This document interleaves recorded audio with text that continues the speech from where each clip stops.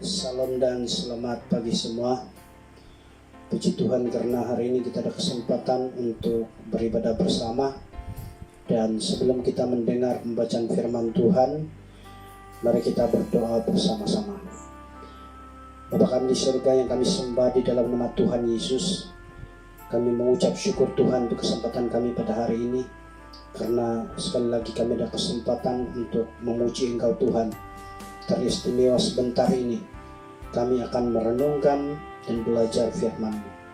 Dan biar kiranya Roh Kudus Tuhan yang akan mengurapi kami, sehingga kami dapat mengerti apakah isi firman Tuhan yang akan kami belajar sebentar ini. Dalam nama Tuhan Yesus kami berdoa dan mengucap syukur. Amin.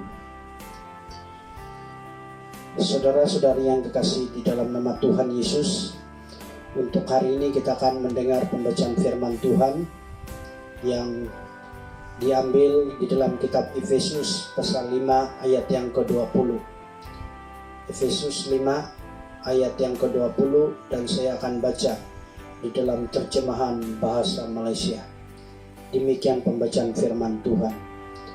Hendaklah kamu sentiasa bersyukur kepada Allah Bapa bagi segala sesuatu demi nama Yesus Kristus Tuhan kita. Sekali lagi saya ulang pembacaan firman Tuhan ini. Hendaklah kamu sentiasa bersyukur kepada Allah Bapa bagi segala sesuatu demi nama Yesus Kristus Tuhan kita. Inilah pembacaan firman Tuhan. Saudara-saudara yang dikasih di dalam nama Tuhan Yesus, kita sedang maklum bahwa hari ini merupakan hari yang terakhir, minggu yang terakhir bagi kita semua untuk belajar mengenai tema, yaitu tentang kesyukuran. Dan sudah pastinya kita semakin paham mengenai makna kesyukuran kepada Tuhan. Namun tidak kurang juga ada di antara jemaat kita yang masih benar-benar belum memahaminya, atau ada yang sudah paham tetapi pura-pura memesongkan pemahamannya. Sehubungan dengan itu, untuk pagi ini saya mau mengungsikan firman Tuhan yang berbentuk respon terhadap subtema yang ditetapkan oleh gereja kita, yaitu ucaplah syukur sentiasa atas segala sesuatu. Saudara-saudari yang dikasihi Tuhan Yesus, kalau kita membaca keseluruhan teks di dalam Efesus 5 ayat 1-20, kita dapat mengetahui bahwa pembahasan Rasul Paulus ini merupakan nasihat kepada jemaat di Efesus supaya tetap hidup sesuai dengan kehidupan anak-anak terang. Ini dalam terjemahan bahasa Indonesia, yakni kehidupan yang mengikuti teladan Kristus di dalam Efesus 5 ayat yang pertama.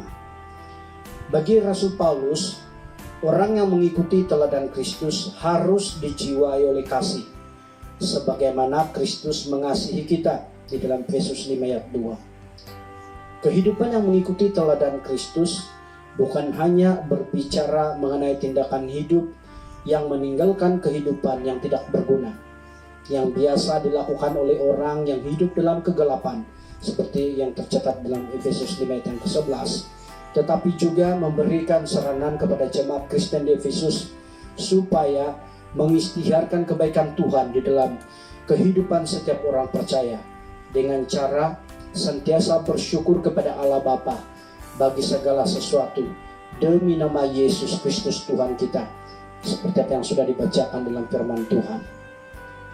Saudara-saudari yang dikasihi Tuhan Yesus, setiap tahun kita disajikan dengan firman Tuhan mengenai kesyukuran, khususnya di dalam sepanjang bulan Mei. Namun sejauh mana kita sudah benar-benar menjadi orang Kristen yang menjadikan kesyukuran ini bukan hanya satu ungkapan, tetapi menjadi yang selalu kita rindukan di dalam hidup kita.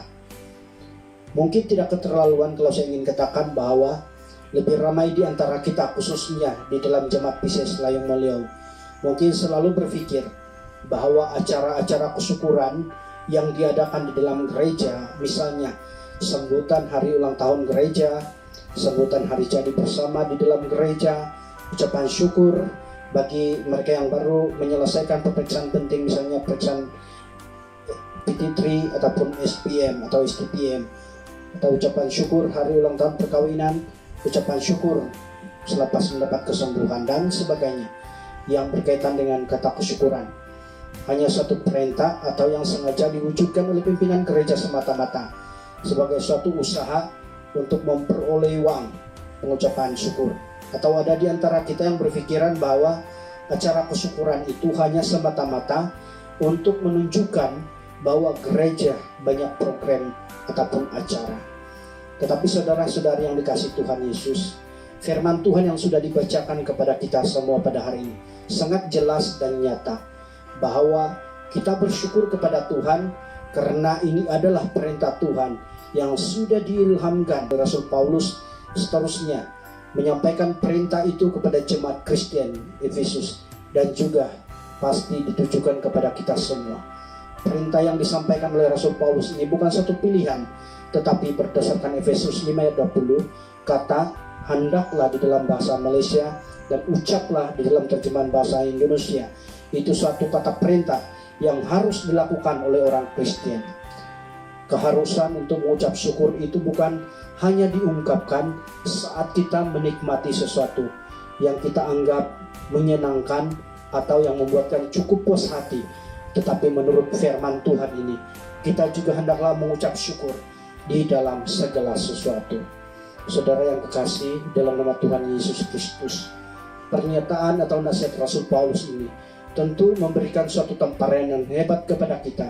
Karena kalau dalam hal-hal kita menikmati kecukupan atau kelimpahan, atau dalam keadaan senang pun kita terlupa mengucap syukur kepada Tuhan, apatah lagi di saat kita sedang mengalami kesusahan, kesukaran, atau cobaan hidup, atau kegagalan hidup. Sudah tentu sekali bagaimana mungkin kita masih mempunyai perasaan untuk bersyukur kepada Tuhan.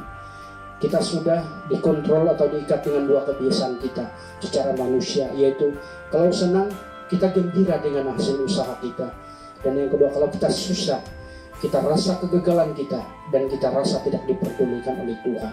Namun saudara-saudari yang dikasihi Tuhan Yesus, kita perlu keluar dari pikiran atau tanggapan seperti ini. Kita jangan lupa bersyukur kepada Tuhan di dalam segala sesuatu, karena baik kita dalam keadaan senang maupun kita dalam keadaan susah, Tuhan Yesus tetap bersama dan sentiasa bersama dengan kita untuk memberkati kita semua.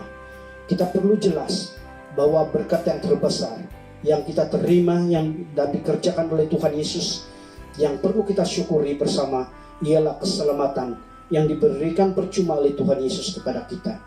Keselamatan yang diberikan tidak diukur oleh keadaan rasa gembira dan kesusahan kita.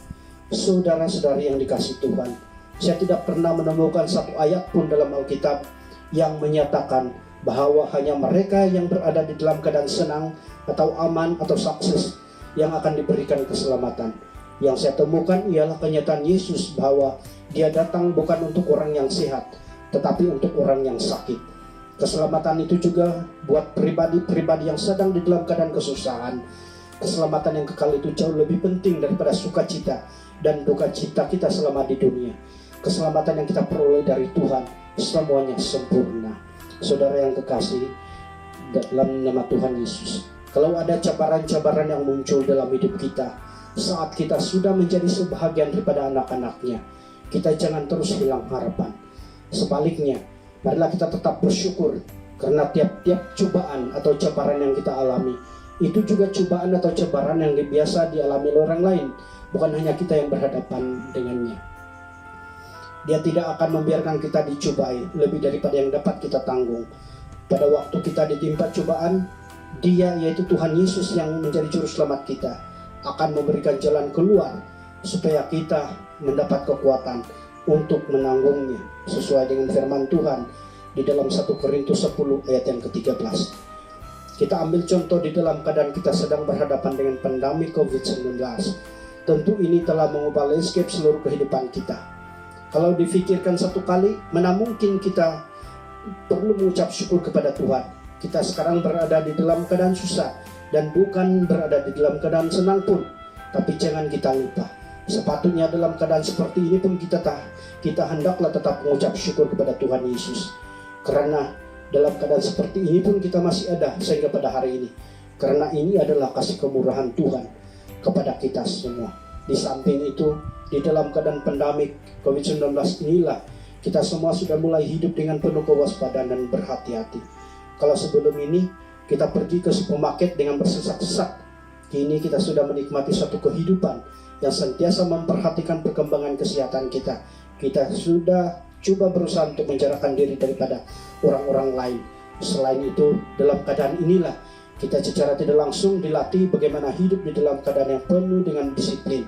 Justru itu, sekali lagi, kita tidak ada alasan untuk tidak mengucap syukur kepada Tuhan di dalam keadaan kita masih berhadapan dengan kehidupan norma baru ini. Saudara yang kekasih di dalam nama Tuhan Yesus, sebagai satu kesimpulan ataupun untuk menutup perkongsian firman Tuhan pada hari ini, saya mau mengajak kita, mari kita belajar daripada seorang tokoh perjanjian lama, yaitu Ayub sendiri. Di mana ketika istrinya meminta Ayub mengutuk Allah, boleh lihat dalam Ayub 2 ayat yang ke-9, karena kesusahan yang menimpa keluarga mereka, di mana yang pertama semua hamba mereka dibunuh. Di dalam Ayub 1 ayat 15, anak-anak mereka terbunuh di dalam Ayub 1 ayat 19b, dan harta kekayaan mereka dimusnahkan di dalam Ayub 1 ayat 19e.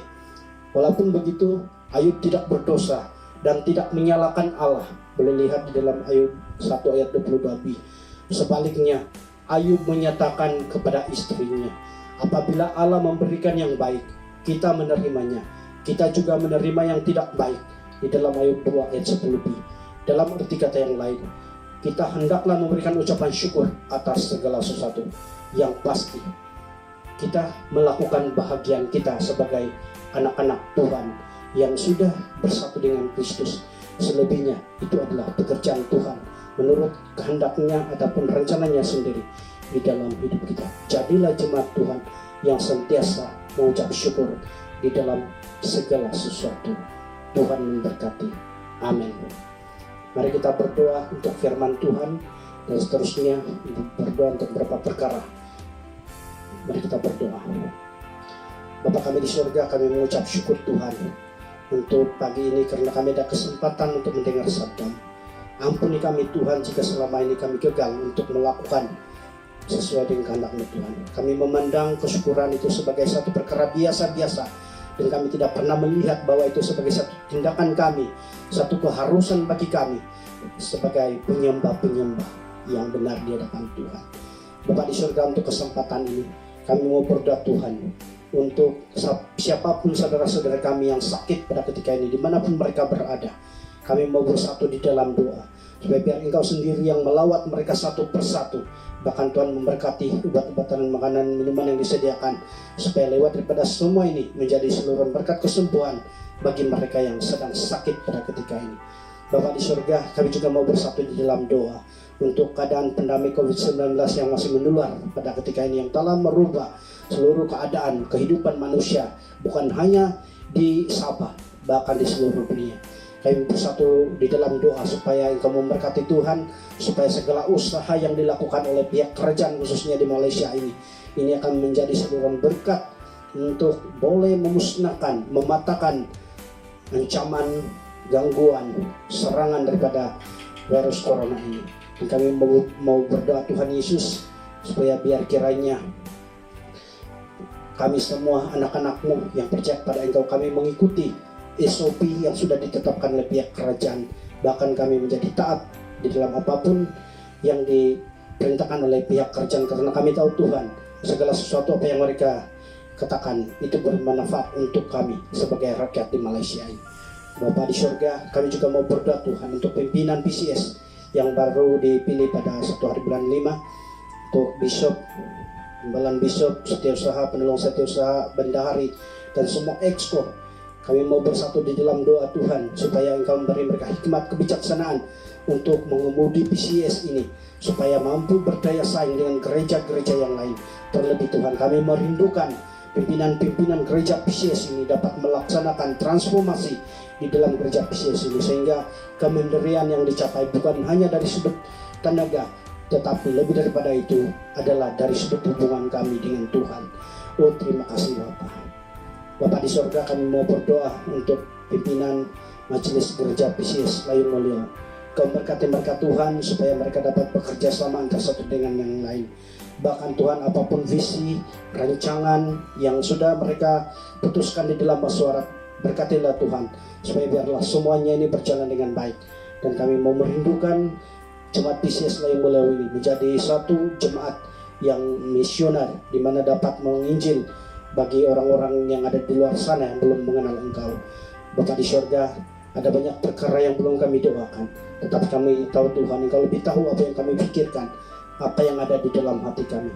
Oleh sebab itu Tuhan, semua doa ini kami serahkan hanya di dalam nama Tuhan kami Yesus Kristus, Tuhan dan Juru Selamat kami yang hidup.